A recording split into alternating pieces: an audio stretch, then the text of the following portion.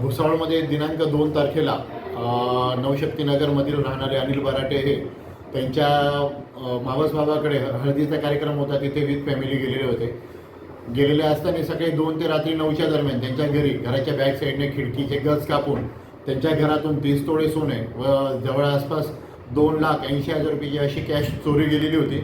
अशा या चोरीच्या फिर्यादीवरून त्यांची फिर्याद दाखल केल्यानंतर 2 दिवसात तपास केल्यानंतर DBचे कर्मचारी तसेच PSI मंगेश जाधव साहेब असे मान्य उपविभागीय पोलीस अधिकारी कृष्णा पिणे साहेब यांच्या मार्गदर्शनाखाली टीम तयार करून आरोपीचा शोध घेणे चालू होते.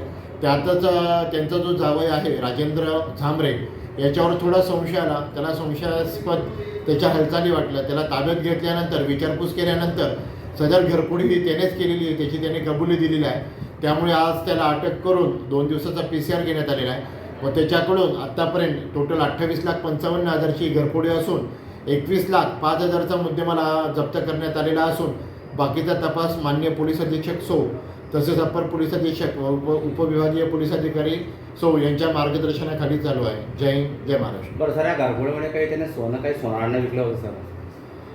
त्याने घरफोडीमधील जे सोनं काही सोनारांना विकलं होतं ते वर्षभरात जे काढलं होतं तर त्या सोनारांना आता बोलवलेलं आहे आणि त्यांच्याकडून विचारपूस करून पुढील तपास करत आहोत. तर सर, याच्यात त्यांना तुम्ही काही त्यांच्यावर कारवाई करणार आहे का? आता सोनारांकडे कसं सोनारांची एक नियमावली असते. त्याच्यानंतर त्यांनी जेव्हा त्याची पत्नी किंवा तो हा जो आरोपी आहे हे सोबत गेले असेल आणि सोनारांनी जर त्यांच्या नियमावलीप्रमाणे जर ते सोनं घेतलेलं असेल तर त्याला त्यांच्यात आपण त्यांचे जबाब घेऊन त्यांना त्याच्यात साक्षीदार बनवू.